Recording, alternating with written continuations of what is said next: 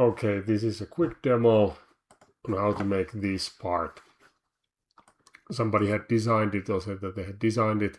I don't know if generating an image is designing it, but oh, by the way, I hadn't noticed that there are two sets of those ears. Okay, anyway, we'll do this quickly in CAD. So I drew it in beautifully in perspective view so that we kind of get an idea what I see as what the part is, but I guess we need another set of ears here. We'll do those in OnShape, which you can go onshape.com, create an account, you can and then start creating your parts. I'm not going to go to that part here. It's free as long as you are okay with other people accessing your files. So if you don't have a paid account, your work is findable. Of course, if you use totally obscure names, there are tens or hundreds of thousands of models, it's going to be difficult to find it. But I'm going to share the model afterwards. Let's get going. So we'll start by creating this shape. And in fact, we're going to make it without the rounding over. So we're going to just start with a box in a sense. And we use a sketch tool here to create any kind of shape that we're going to use for creating models. So sketch, and the first thing we need to choose is, or click, is what plane we are drawing on. So we're going to click top. Now I can right click and view normal to sketch plane, and it aligns the view so that I'm looking at from the top. Then create that rectangular shape that we're gonna extrude. So this represents now this rectangle here, and you just can kind of roughly draw it, and then you can give dimensions. Dimension tool, and you can click it like this. And I'm gonna say it's 24 millimeters. You can use inches if you want, no problem. And let me show also, you can click from point to point.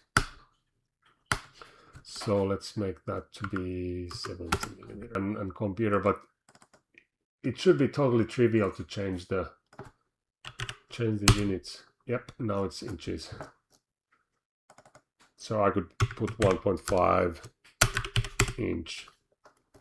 So you can mix and match units, no problem. So that's 1.5 inches, but I'm gonna go with millimeters now. More familiar with that. Now I'm gonna click OK to say that the sketch is done for now. I can always go and double click and change those values for dimensions if I want. And I'm gonna extrude it so that it becomes 3D. So I'm gonna click on the closed shape. I'm gonna just pull it like this so I get the ballpark idea what it should look like. Let's make it 90. Now we have that box outline. Then we're gonna put those fillets, those roundovers on the front face. Fillet, click on the edges that you want to round, and then you can just, we can do it ballpark here until it looks about right. That's a bit much. Let's put 10. Now it's already very close.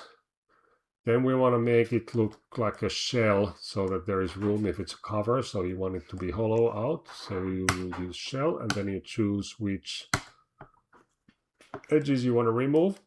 If I click on this one too, it will be like that. If I click this one, it will be like that, just to demonstrate. 2.5 looks about right here. And I'm gonna put a small fillet here inside, just because it feels right. And then we can put the front fillet, which that doesn't look too bad. You can always come here and double click on some feature that you created, and then you can just change it if you want it to be larger, for example. Now, the next thing we're going to do is the cutout in the front. So this thing. So we want to draw that as another sketch from the front view. So click front, front plane is now a sketch plane. Right click, be normal to the sketch plane. You could also click here, front. And I'm going to use this same center rectangle. I clicked on the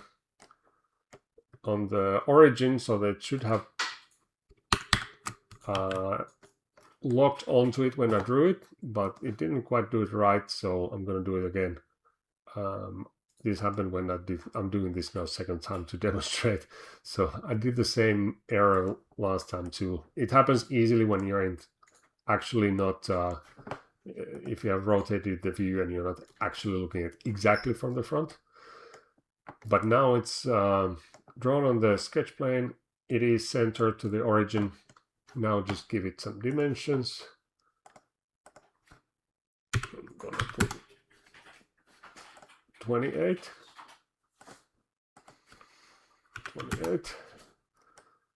Now note that this is, because this is the dimension from the whole edge, obviously the cutout is only portion of that. Let's put it a little bit more. Then we're gonna use extrude tool, click on that one. Now by default, usually the extrude tool creates new geometry. So I'm going to switch to remove, and then it thinks that if you create new, you go up, and if you remove, you go down. So you can click on the arrow and it goes the other way. So now it's extruding a cutter upwards, and we have that recess. And again, I can go and double click on the dimensions and change it if I want. Then we wanted to create that sort of a extra lip, but first I'm going to put those roundovers there. Now it's worth noting that the final dimensions will not be exactly what on the sketch. The way I'm going to do the sort of lip, that looks good for now. So then I'm going to use thicken, which extends based on the normal of the object. So it's going to create that sort of push inwards from the edge, but I'm going to create it as a new one. And the reason I created it as a new one is that then I have already defined this surface that I'm going to extrude outwards. So another extrude here, 1.5 looks about right. And now I can use Boolean. Boolean is for combining volumes or cutting with other volumes, but I'm going to just use union so that they become one part again. And now I can do the roundings that I want. It goes red because the value is so big that it can't actually do it. So I put smaller value, and now it can do it.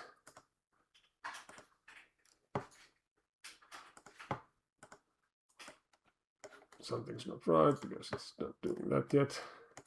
I probably have something selected that. Let's first try smaller value if it's about that. No, something's not right. Okay, let's try again. Fillet. Let's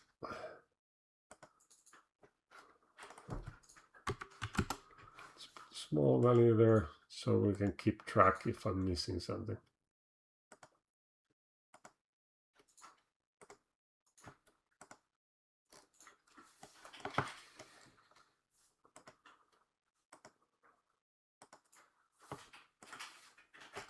I don't know exactly what happened there, but the likely culprit is that I clicked on some edge that it couldn't do the fillet on at the same time. Can it do 0.5? Yes, it can. Sometimes you get points where it goes to 0 somewhere and then it refuses to do it properly. So now we have the main thing done. Simple as that. If we don't like it, something we could actually rename this front cutout. Now we can change the, just for example. Now the next thing is the ears, which I'm actually gonna, I could use the same sketch that I did earlier, but I'm gonna do it now so that I can get reference dimensions from the existing geometry. So I'm gonna actually do the sketch on the back, selecting that face. I could have easily used equally used the front face because they're in the same plane. So now I'm gonna start drawing. Let's get the view just right. So as it turns to red, it means that it's linking that line or point to that. So it's going to be constrained to that edge. So I'm going to just draw roughly like the look of the ear or the tab. Well, now that one is not vertical, so I can select that vertical. Now it's constrained to be vertical. Then I'm going to create center point. So just point, and you can see how the cursor changes look when I go to the center. So I'm going to create the center point for both of these guys, because now you can see that the angles are not the same, and I did that on purpose so that they're clearly not the same. And now I'm going to align them horizontally. So now this is still unconstrained, so I can just grab and change, but you can see that it keeps them symmetrical because it forces the center points to be in the same dimension vertically. So then just let's give it some dimensions. So the tab is gonna be 9 millimeters wide. This is gonna be also 9, and then this is gonna be way less than now, maybe 14. Then I'm gonna draw a line, but I also click this construction tool, so it's gonna, I can do lines and work shapes, circles, whatever I want. But if this is on, it's not going to use them. If I extrude, it's not going to, like if I had a circle here, it wouldn't actually make a cutout or affect the shape. So these are just kind of like reference dimensions. So then I'm going to slap circle here. Now I could put it to the center point, but I actually don't want it, because then if you think that there is a screw, you might want it a little bit further from this edge than this edge. So let's somewhere on this line click and drag. Then we're going to give it the dimension. It's going to be 5.2 millimeters for M5 screw, a little bit extra. And then the center is going to be 4.5 from the edge. So it's going to be, now if I create another dimension, you can see that, oh, well, now it's actually in the center. Let's make it 4. So this is gray because it's not actually defining the dimension. This one is, and both can't be driving it because they would be contradicting each other. So this is gray, as in it only shows the dimension, but it's not actually dictating it. So I can't go and change that value, whereas this one I can by double click. Now it's still blue. I've given all the dimensions except that I haven't told where it sits. So we need to give it a reference from the top to the center of the hole. That would be logical, right? 14 millimeters. Now that's our tab.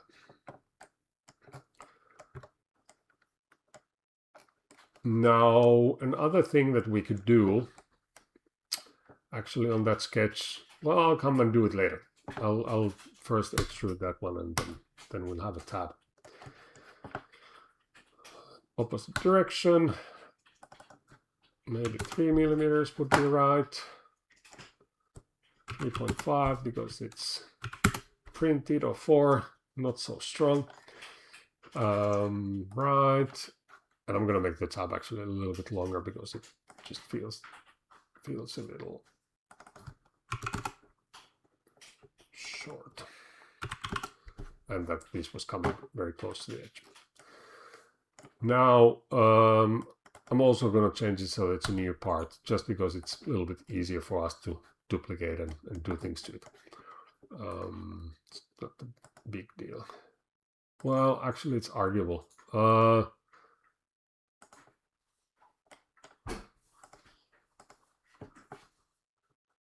The thing is that now I'm going to create these, copy it, mirror it, and then we can, how do you say it, join them together with a Boolean. and then we'll do the final fillet for combining them. But for copying that, I'm going to use transform, which basically I take this and then I can choose just a dimension. I'm going to move it here, whatever, and copy part. And now it's going to be 2.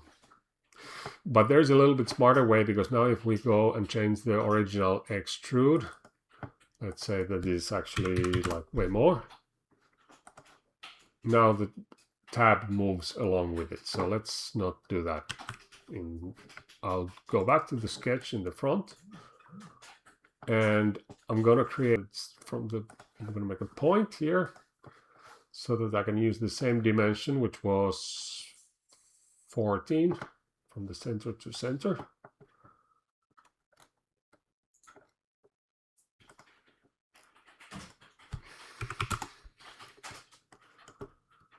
And then I'm going to create a line, which is just a helper line, which from the center, I'll click that and then pull here, and it's going to keep it, take the dimension while keeping it directional to the XYZ, whatever, the orthogonal to the world.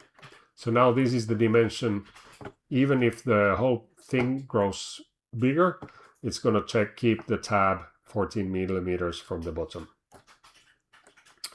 when we use this for the copying. So then okay, and we're going to go back to the transform.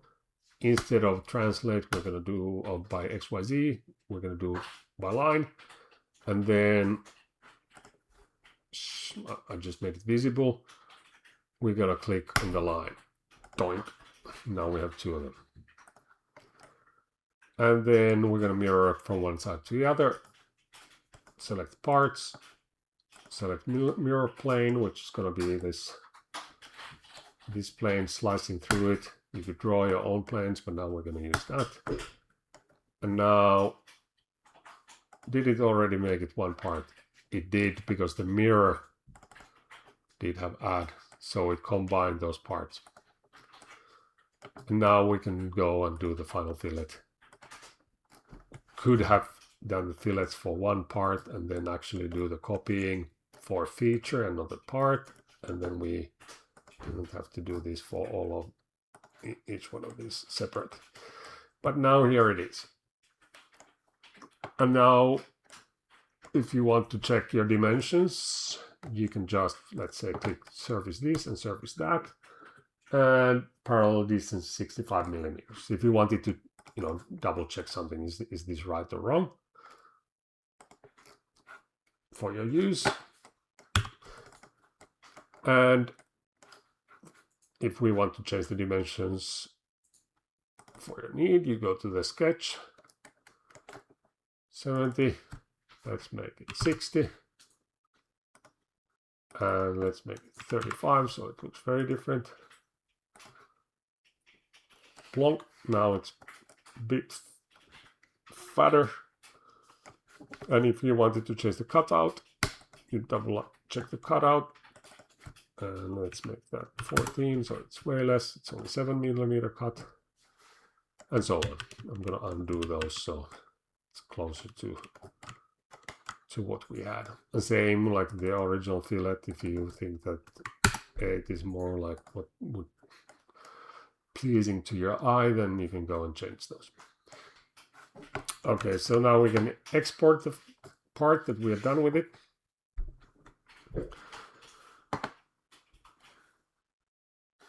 We could rename the part first, something like cover, of course. Maybe not double capitals. And then we can right click, I think here, yep, export, or you can right click here. If you had several parts, you could click here and export just that part. Our part studio is only one part, so it doesn't matter. I can click, it's the same thing if I click here. And then let's call it cover test 3, because I had some scale issues previously. So you're gonna have to check yours, how it works. I'm now using just the fine preset. You can have different presets of how fine the 3D mesh is. Export. And obviously you can export other formats like STP. Step import. I don't think you're gonna use 3D Studio file, but 3D Studio for your work, but I just happen to have it, so I'm just checking it here. That is it, the end of it. I'll put a link on the YouTube video where to find the model if you want to tweak it for your own dimensions.